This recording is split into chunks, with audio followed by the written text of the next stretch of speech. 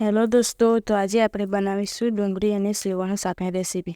ડુંગળી આપણે ધોઈને મીડિયમ સાઇઝમાં કટિંગ કરી લીધી છે. તો હવે આપણે શાક વઘારી લઈએ. તો એક શાક વઘારવા માટે એક પેનમાં આપણે 3 થી 4 મોટી ડાકલી જેટલું તેલ એડ કરીશું.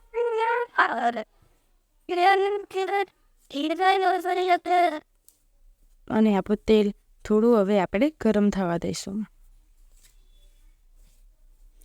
અને તેલ ગરમ થઈ જાય એટલે આપણે તેમાં થોડી રાઈ નાખીશું અને રાઈને સારી રીતે ફૂટવા દઈશું.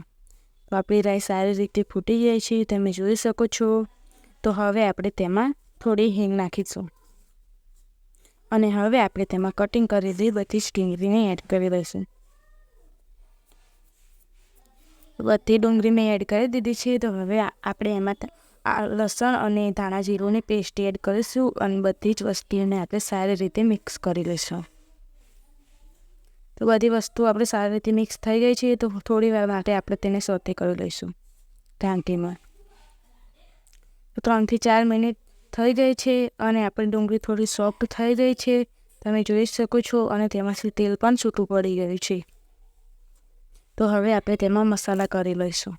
તો મસાલામાં મેં અહીંયા 1 ચમચી જેટલો લાલ મરચું પાવડર, અડધી ચમચી જેટલો હળદર પાવડર, 1 ચમચી જેટલો ધાણા જીરું પાવડર અને હવે આપણે તેમાં સ્વાદ અનુસાર મીઠું નાખીશું.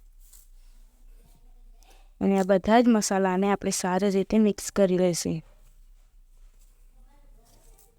તો તમે જોઈ શકો છો કે મસાલા આપણા ડુંગળી સાથે સારી રીતે મિક્સ થઈ ગયા છે. તો હવે આને આપણે 1 થી 2 મિનિટ માટે કૂક કરીશું.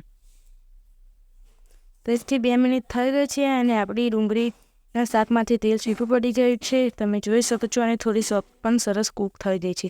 તો હવે આપણે તેમાં 1 ગ્લાસ જેટલું પાણી એડ કરીશું. પાણી આપણે એડ કરી દીધું છે. તો હવે આપણે આને ઢાંકીને 3 મિનિટ જેવું કૂક થવા દઈશું. તો 3 મિનિટ જેવું થઈ ગયું છે અને આપણું પાણી થોડું બળી ગયું છે અને સરસ ડુંગળી પણ કૂક થઈ ગઈ છે. તો હવે આપણે તેમાં રતલામી સેવ નાખી દઈશું અને સારી રીતે મિક્સ કરી દઈશું. તો બધી વસ્તુ સારી રીતે મિક્સ થઈ ગઈ છે. તો આપણે સેવને ઢાંકીને 2 મિનિટ માટે કૂક કરી લઈશું. તો 2 મિનિટ થઈ ગઈ છે. તો હવે આપણે જોઈ લઈશું કે આપણી સેવોમાંથી બધું જ પાણી, શાકમાંથી બધું પાણી કૂક થઈ ગયું છે અને સરસ એકદમ શાક થઈ ગયું છે. તો દોસ્તો, તૈયાર છે આપણું ડુંગળી અને સેવોનું શાક.